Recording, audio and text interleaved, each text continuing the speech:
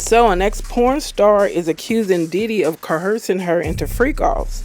You won't believe who she recalls seeing at these parties. I'll be back.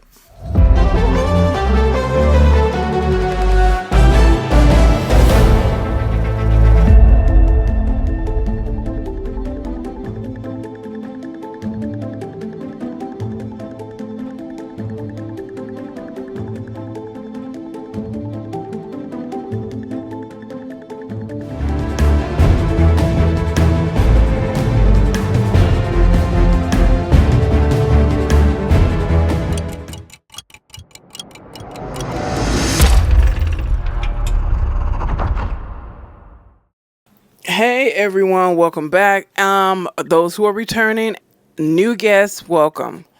Let's get on with this. Now, the young lady who is saying that she was, in a sense, forced to go to his parties, her name is Adria Sherry English.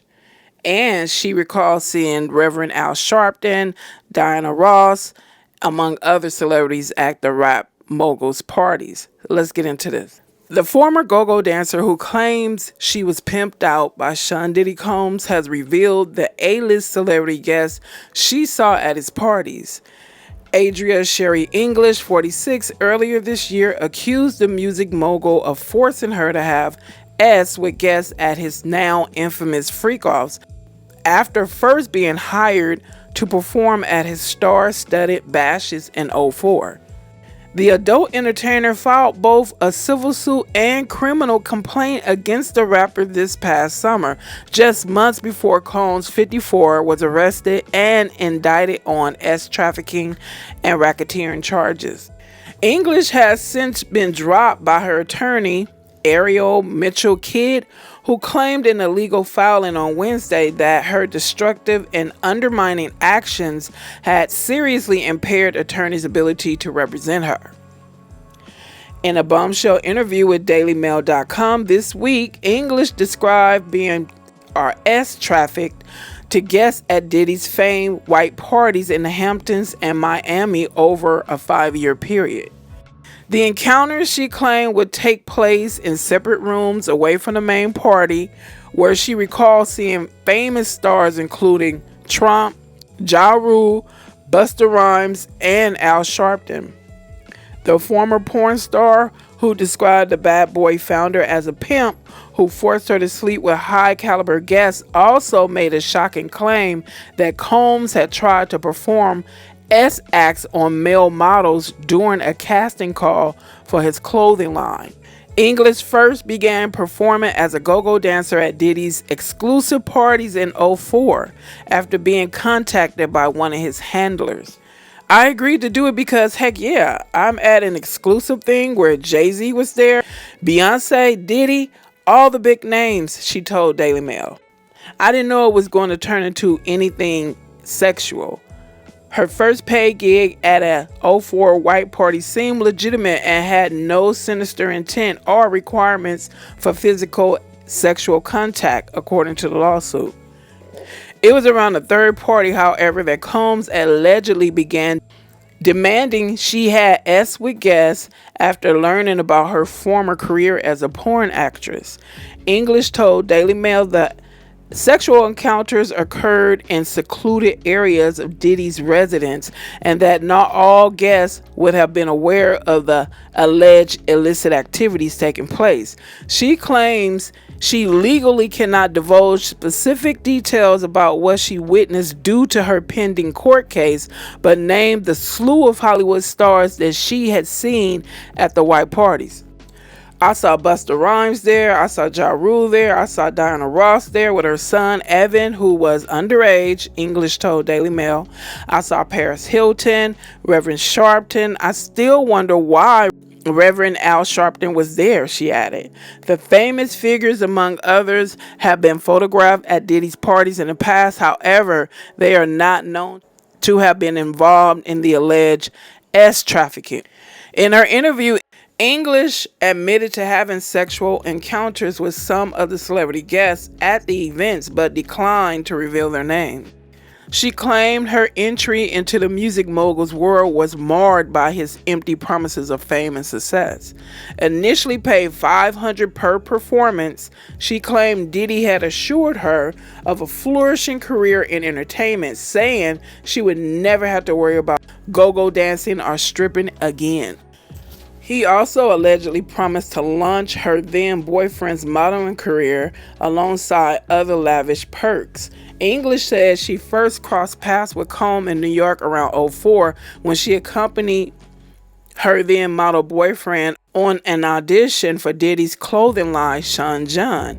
She explained the couple were at the Bad Boy headquarters waiting for him to be called when, she says, an angry man suddenly came storming out of the room where the auditions were being held. Her boyfriend was then called into the room shortly after, where he was propositioned by Combs, English claim. 10 minutes, maybe less, go by, and all of a sudden the door swings open and my ex is yelling, F that, she said. Then he comes storming out and I'm like, what's going on? She said her boyfriend, furious, waited to exit the elevator before finally revealing Combs had allegedly tried to come on to him sexually. When we got out the elevator, he goes, that N tried to suck my D. Excuse me for my language, but that was verbatim, English said. He said that N tried to ask me to suck his D. And I said, who tried to ask you to suck the D? And he goes, we were calling him Puffy back then. He goes, man, Puffy, he asked me to suck his D. And I was like, what? He was really offended. English says she eventually confronted Diddy about his empty promises of fame and fortune in 2008 after several nights of unwanted S with partygoers. She ultimately stopped working for Combs in '09 and fled to California, after which she says Combs reneged on his offer to help her break into the music industry and instead blackballed her. That's when he stopped having me at his white parties, and he blackballed me, and I came back to California, she claimed. I went along with going to the parties because I was a fan of all those people from California prior. So I'm like, heck yeah, why not go at the hottest party? The most exclusive party not open to the public at his house. It wasn't at a club, lounge, or banquet hall. It was at his actual home that he lived in with his children. Now English is determined to speak out and hold Combs accountable. When we win, I hope to start a foundation and or a nonprofit that specifically focuses on trafficking victims, families, and friends affected by it, she says. I want to use the money that I have, the monetary reward, to go around the country and repair the wrongs that he's done around the world. If you have the strength to come forward, you should be believed until proven you're a liar. Not assume you're a liar and try to make the truth be proven the truth. A spokesperson for Sean Combs told Daily Mail less than 3 months after filing her lawsuit against Sean Combs, Adria English has been dropped by both of her attorneys after making completely fabricated statements. In papers filed with the court today, her former attorney cited Ms. English's questionable antics and undermining behavior. As we've said from the start, anyone can file a lawsuit without proof, and this case is a clear example of that. Adrian English escalated things by filing false police reports and making baseless claims using high-profile events as a backdrop to harm innocent people. No matter how many lawsuits are filed, it won't change the fact that Mr. Combs has never sexually assaulted or sex trafficked anyone. Now, here's the thing. They shouldn't have made that general claim. They should have just said her. They should have kept it with her. And when I first read the article, I was thinking to myself, and I'm not trying to be judgmental or, because just because you work in the S field doesn't mean, or entertainment doesn't mean that you can't be, harassed or treated or assaulted or treated wrongfully. But I was thinking to myself, this is going to look like she was a willing participant. She was starstruck. And then she had this, if you can call it an opportunity, she had an opportunity to have S with these big time superstars. And then when Combs reneged on what he promised her, then now all of a sudden she was coerced. She was forced, I was like, it's not going to turn out right. But let's go on to what a drug dealer said he saw when he went to service Combs. With party favors. Jail hip-hop mogul Sean Diddy Combs' alleged freak-off parties stunned one drug dealer after he saw household name celebrities having S with each other. The dealer said Diddy opened the door to his former Hamptons mansion in nothing but a robe and brought him through to a back bedroom to make the C deal. Weird-ish was starting to happen. Celebrity guys effing each other. There were back bedrooms and it was like the inner sanctum. You see two people you would not think would be hooking up. Rappers, that was what shocked me, the dealer told the New York Post. I won't say names, but there were rappers that I immediately lost respect for and could not take seriously ever again. The drug dealer peddler added many people at the party, which also included a mix of female rappers and hookers, were already high on ketamine and GHB. That was when I got the F out of there.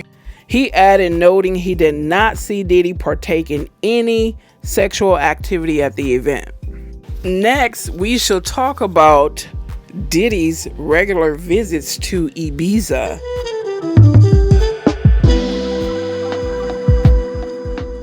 Where he had a lot of questionable parties, some observers claim. Let's go on. Secrets of P. Diddy's debauched Ibiza parties revealed. Crazy money villas and yachts, more scantily clad dancers than you could shake a thong at. Big name, private DJs, bags of S toys, and chocolate body paint. Man, this dude wasn't playing, was he? Let's continue. Welcome to Ibiza rave holidays, P. Diddy style, where fixers with hold-alls full of cash cross the palms of bar and club bosses to clear the way for access all areas. Today we speak to a key minder who has seen his many wild trips to the party island up close and personal. They also recall the now 54-year-old 2010 visit with then 20-something lover Cassie Ventura and how she seemed subdued and unhappy. Our source said of his benders in Ibiza over the years, no expense was spared. This was the last word of hedonism. We were approached by one of his PAs, Daya, and did everything for them from the moment they touched down on the island. That included cars, tables at clubs, yachts, security and DJs, and some guests for his parties. There were a lot of glamorous women there, young girls, but not underage, we wouldn't have stood for. At one party, they had a sound system provided by the club space, and loads of the guests were doing MDMA. There were people at various states of undress and going off to rooms together. Although it wasn't an orgy, it was our responsibility to make sure that it all ran smoothly and that they had all that they needed. Some venues did not like hosting him, as he had a tendency to leave after forgetting to pay. We took to going around with a hold-all full of cash, which we'd use to pay bar managers and tip staff, so they were happy to have him. During an 2007 visit, Diddy and his entourage stayed at AU 38,000 a week Villa Hacienda El Cielo, with views over the sparkling Med from its landscape pool area. The master bedroom included a walk-in closet ideal for sharp dressing, Diddy's designer threads, and his own private terrace. His fixer added, Ibiza is the place in Europe to party hard. But Diddy's parties were truly something else. I remember one time being sent out in the early hours to buy chocolate body paint. Diddy would drink punch and Ciroc vodka. He was very particular about his drink. He was always dressed immaculately too. There was unsubstantiated rumors about guests putting MDA powder into their own drinks, but I never saw that. Our insider also revealed Diddy's holiday packing to Ibiza included a meticulously assembled S-bag containing toys, lubricants, and handcuffs. During visits in clubs, the Music Moguls team picked out beautiful young women from among the partygoers and invited them to his villa, where revelries continued until the sun came up the next morning. But a Diddy visit to Ibiza that our source particularly recalls was in 2010, one with U.S. model and R&B singer Cassie, now 37. The fixer we spoke to, who is British, said when Cassie turned up with Diddy in 2010, at first I thought she might be a part of his entourage. She seemed really subdued, like she was there in body but not in spirit. I was shocked when one of his bodyguards told me she was Diddy's partner.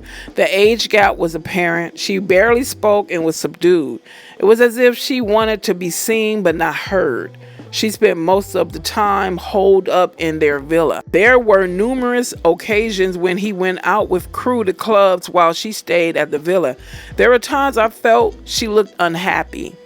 Our source added, looking back, we never witnessed any abuse and would not have stood for any behavior like that. But their relationship was odd and uneven. She was an emerging R&B artist. He a superstar at the height of his powers. Now it emerges record producer Rodney Lil Rod Jones has issued a lawsuit against Diddy, accusing him of serious illegal activity. Then it goes on to talk about The Sun told this week how the 73-page filing even claims Diddy used Prince Harry's name to give legitimacy to wild parties after they met in '07 at an after party following a Wembley concert for his late mom, Princess Diana. So, that was basically it, folks. Diddy has been doing this for years, and the excuse that his attorneys gave about the reason he had thousands of bottles of baby oil, that was the corniest excuse you could ever hear. That ain't even bogus. That's craziness right there. That's damn craziness. Okay, thanks again for your time, attention, your support, commenting, liking, sharing, subscribing, all that. And I will see you in the next video. Take care.